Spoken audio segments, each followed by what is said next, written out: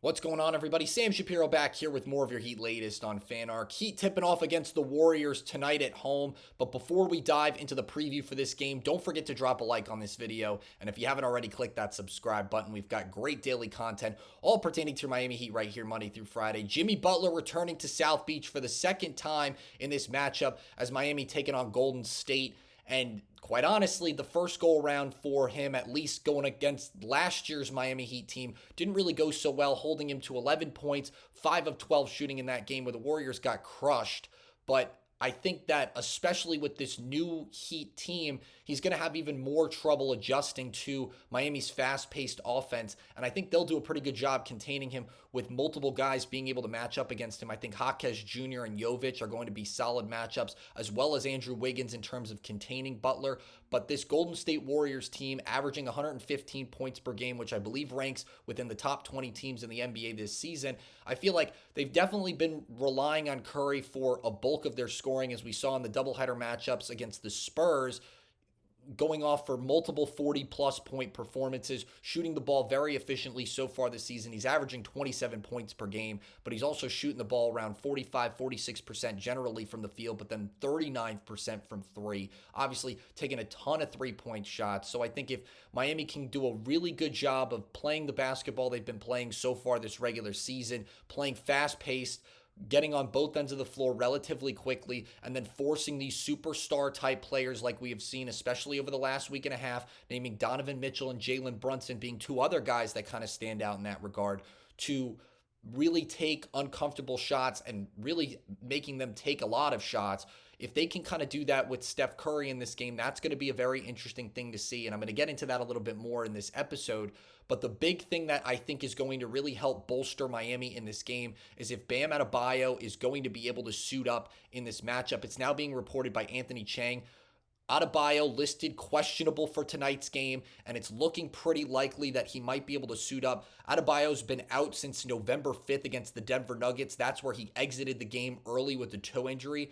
But the Heat receiving encouraging news over this past, well, initially when they said that the toe injury wasn't really major, and Adebayo was listed day to day, ended up being out the next 6 games, where Miami did go 4-2, which in all honesty is great considering they went up against Cleveland and they went up against the Knicks, two strong teams in the conference as well. And without Adebayo and those guys both having very quality big men on their roster, picking up wins with more of a small ball rotation. I get Adebayo just one guy, but we had seen in that first matchup with the Knicks and Adebayo being on the floor, Karl Anthony Towns really struggling, not having a great day. And when you took him out of the picture, at least in the second matchup, Karl Anthony Towns having 31 points in the first half. So I think having a piece like Adebayo in this matchup against the Warriors could be well, it's obviously going to help Miami in the grand scheme of things, but having Adebayo and Ware on the floor against a relatively smaller Golden State Warriors roster is definitely going to put Miami in a really good position to be in the driver's seat throughout this matchup. And I'm excited to, if Adebayo is able to return, it could be great just seeing him kind of get a couple games under his belt after this game against the Warriors tonight, in preparation kind of for when hopefully Tyler Herro will be able to make a return in the hopefully coming weeks. He said the next week or two, obviously this weekend. But Adebayo also expressing over the weekend that he was back in practice and he was working with the training staff in terms of when he would exactly be able to return. So, I wouldn't say day to day is missing 6 games. I would say that's out about a week, 2 weeks. And I kind of wish the reports had kind of just suggested that earlier. But a lot of promising reports now seeing Adebayo, listed as questionable going into tonight's matchup against the Warriors. And hopefully it won't necessarily come down to a game time decision. And maybe by the time this video airs, we'll kind of have more of a clean cut idea if Adebayo is going to play in this game. But I think that if Miami can do a really good job containing Butler like they did back in March, and they can also do a really good job, like I mentioned earlier in this episode, containing Steph, they can be posed for a really successful game. We saw the Pelicans do that on Sunday when the Warriors did win that game, but Curry shot 2 of 11, I believe, from the field in that game. 2 of 11, 9 points in that matchup for Steph Curry. His lowest scoring performance or at least through November so far, when you look at some of the other games he's played, I mentioned the 40-point pieces he had against the Spurs in that doubleheader matchup. Against the Magic last night, he had 34 on 12 of 23 shooting from the field. I mean, granted, he did have 11 against OKC, which is also pretty comparable.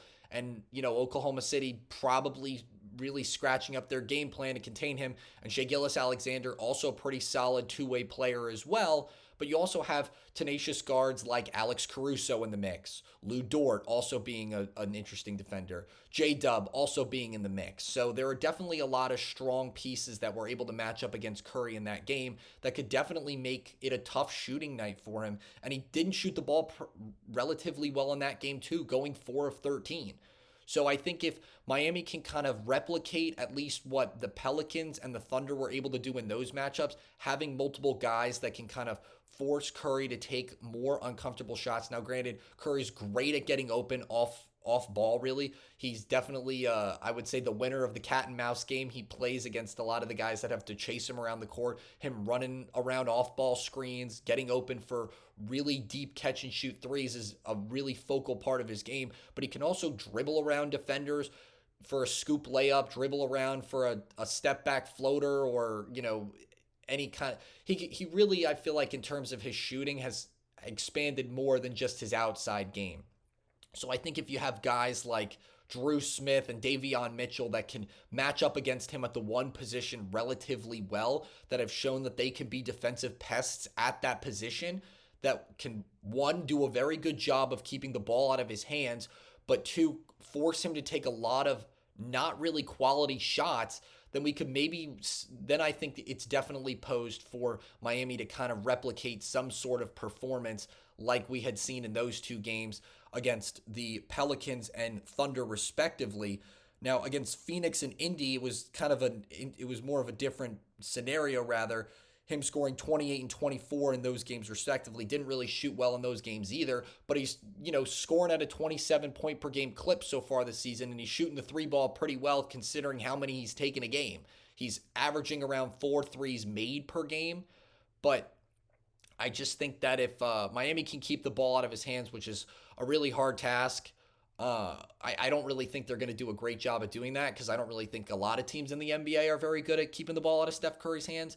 But if they can force some turnovers, force him to really pass off out of the shot, and then kind of smother him at least when he's going to be taking looks at the basket, then I think Miami could be due for a really successful night. Drop in the comments some scoring predictions you have as Miami hosting the Warriors tonight. I've got Miami winning this game 131-119.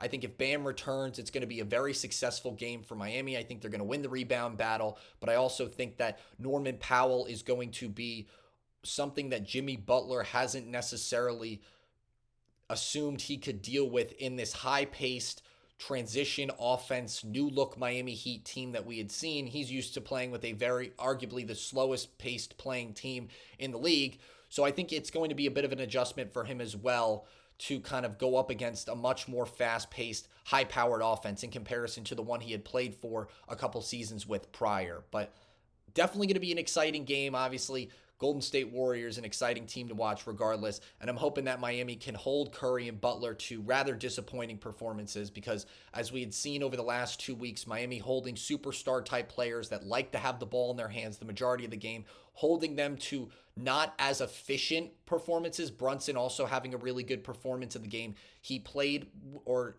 in the matchup he played against Miami, also having a great game, but not necessarily shooting the ball very well. Karl-Anthony Towns in that second out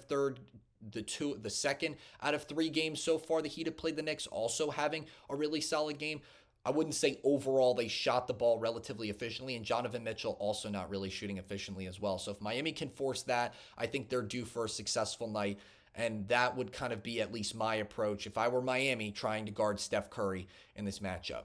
And now moving over to a mock trade that I had saw resurface that kind of seemed like old news at this point, but at least I saw it on Sleeper in the Heat chat, originally proposed by Kevin O'Connell when the Lakers initially had Anthony Davis and D'Angelo Russell. Now could maybe make more sense because both guys are on the Mavericks, but could Miami potentially benefit in any scenario for trading for Anthony Davis at this point in time. The mock trade that I saw originally proposed by Kevin O'Connor said the Heat would get Anthony Davis and D'Angelo Russell. And now looking at it with the two players on the Mavericks would get Tyler Herro, Terry Rozier, assuming that in some picture perfect scenario, he is able to resurface back into the NBA, which I think at this point in time is a little bit far-fetched, including a first or one future first-round pick in that deal. And quite honestly, hell no. No thank you. I do not want Anthony Davis replacing Tyler Herro, at least on this Miami Heat team right now, considering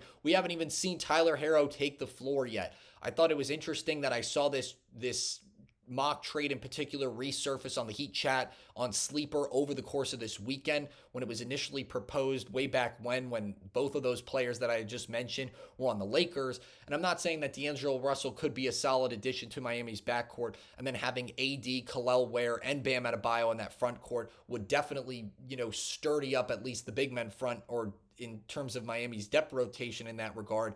But I think that Tyler Herro would blend with how this Miami Heat team is playing right now so much better than Anthony Davis, assuming Davis can consistently stay healthy. Now, I know Herro also isn't necessarily the healthiest. I'm going to play 82 games a season guy or 81 games per season guy either, but I don't necessarily see Anthony Davis running the floor quickly with how this team has been playing in transition, playing in pace.